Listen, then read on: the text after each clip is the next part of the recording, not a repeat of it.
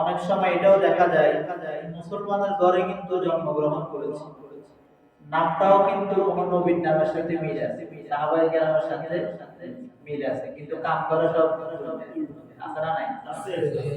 যেমন যে বাংলাদেশের যে মহিলা বিতর্কিত আছে, যিনি ইসলামের বিষয়ে বিভিন্ন প্রকার বাজে মন্তব্য করেন, নাউযুবিল্লাহ। অনেকে নাম জানেন, নাম নিতেও চায় না। শুধু একটা কথা বললে বুঝবেন, এখানে ছোট বড় অনেকে আছেন, রুচির কত অভাব। ইসলাম কি বললো সেটা আমি এখন আর বলছি না, রুচির কত অভাব। ওই মহিলা যে মন্তব্যগুলো করেছে তার মধ্যে একটা মন্তব্য আমি আপনাদের সাথে শেয়ার করি। মহিলা বলতেছে, আমার পেট, আমার শরীর, আমি যার থেকে ইচ্ছা সন্তান নিব, ইসলাম আমাকে কেন বাধ্যবাধকতার মধ্যে টেনে দেয়?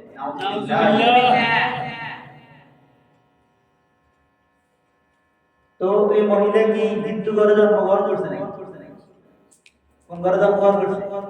মুসলমান।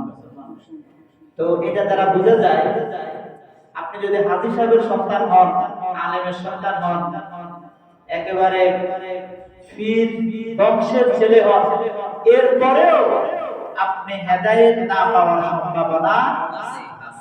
ঠিক না বেঠিক?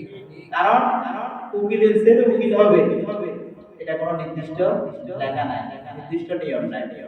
হাফেজের ছেলে হাফেজ হবে, এটা নির্দিষ্ট কোনো নিয়ম নাই, অর্জন করে নিতে হবে। ঠিক না বেঠিক?